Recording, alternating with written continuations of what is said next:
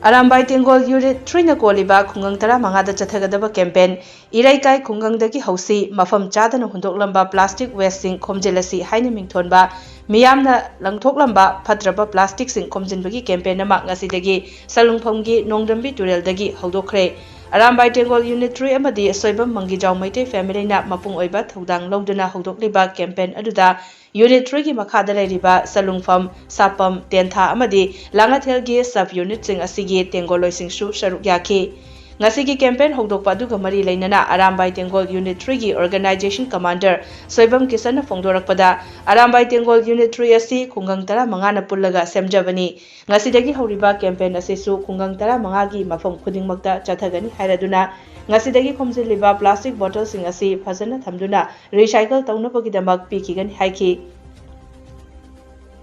Khunai asi kananabagi damak aikoi nakal ama natraga amadagi changsindaba yaroi chahi kudingi ikang amadi ichaw mayok nariba amadi laumi kaya awaba mayok nariba mayam ase environment ki fibam kairakpanani maramaduna u pambi thaba matamdasu thariba ikoina u pambi adu chawdriba fawba daita lominasi haiki mahakna makhatana hai ngasidagi horiba mafam asida nimit mari mangani Makhatana chathakigani maramaduna lamdam asiki miyamna su thokpiraktuna saruk yabiyu hairaduna aikoi pumnamakna hotnaminaduna saruk yaminabagi hainabi leiraba matamdada mai pakani hairaduna Ireipak ifurup kansi hairagadi apunbana pangalni haiba pandamaduda ngasigi campaign asi chathajabani haiki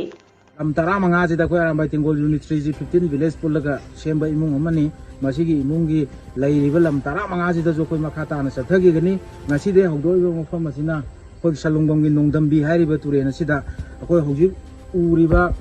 plastic waste mayam jingse akoi mafam chana lauthoga recycle tawwa tangbuda koi pinanaba dumaina sinjabani karigi tawjarino hairakanda tungi mirol jikanje haitaragadi akoi nakan ama natraga ama dagi akoi naiji kannanaba lambi da changjalaktaba yaroi hojik akoi chahi khudingi ising isau thoiba chahi khudingi ikang thokala iba law uba matan chang lokpa yadriba khotriba mayam je kai de thokleina environment je kairak padagi ne aduna akoi gi turen gi horak phamda uwa thada bidol loina kokthoga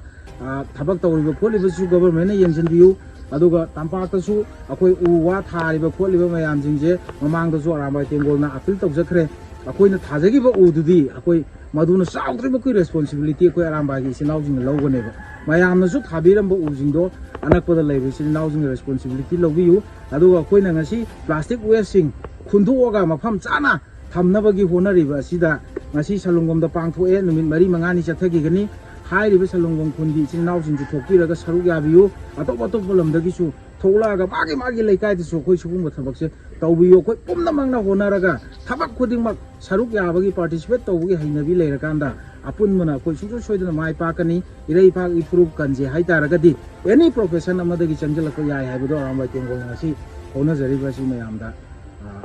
koi puno hona mina ji haibudo ne pun bana sungso soidana mai pakani haibudo gi wakhalonda hairiba thoromasi pangthokjabani thoromasi koi tha ani chupna chathagani tha ani je koi target ama thamjabani target tu koi loisanba numita sungso soidana mayamda lathokjagani yai fare mayam